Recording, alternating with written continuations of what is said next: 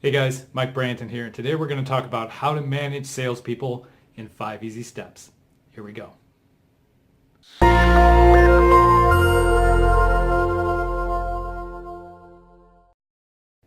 Step one, and the most important step in managing salespeople, or really anybody for that matter, is determining what motivates them and what derails them. There's very specific things you can do to find this out, but you certainly want to find out what motivates them, how they like to receive coaching, their preferred communication styles, all the things that are going to be important as you execute on these next steps and as you execute on your shared success together. Step one, find out what motivates them and what derails them.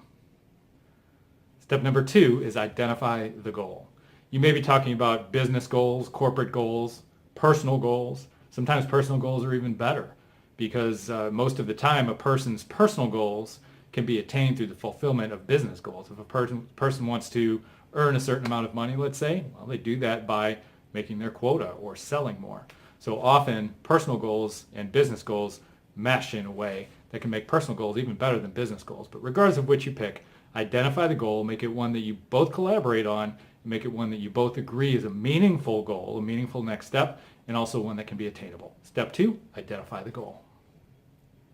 Step three, show them how to execute. Take the goal that you agreed upon as step two and work together to come up with the first step toward the attainment of that goal. Make sure that you, as their leader and coach, are showing them, though, how to make it happen. Make it a lead measure rather than a lag measure. So in other words, instead of making it something like a attainment level towards quota or a certain amount of sales dollars that are won, make it something like calls that are made or meetings that are run or trainings that they take or something like that. Make it an executable plan that is in their control. Make it a lead measure, something that leads to something else later. Step three, show them how to execute. Step number four, advise them along the way. Even the most well-intended salespeople, if they're trying something new, are going to need advice along the way. They're going to have successes. They're going to have places where they're frustrated. It's your role as their leader and their mentor to be there to advise them along the way, to show them where they're on the path, to show them where they're off the path. Flight correct is needed. Be a counselor to them. If you've been through that experience before, make sure you share with them your own frustrations and how you overcame them. Advise them along the way. That's step four. And finally, step five is motivation and accountability. A lot of times those can sound like very different things, but they're actually two sides of the same coin. As a person is going through the steps of executing on a goal, they're going to have successes and they're going to have frustrations. Even small wins should always be recognized so that a person sees their progress. So a person gets feedback that they're doing something right, that they're making progress towards that goal that the two of you have come up with together for your shared win. And by the same token, the flip side of that coin is accountability.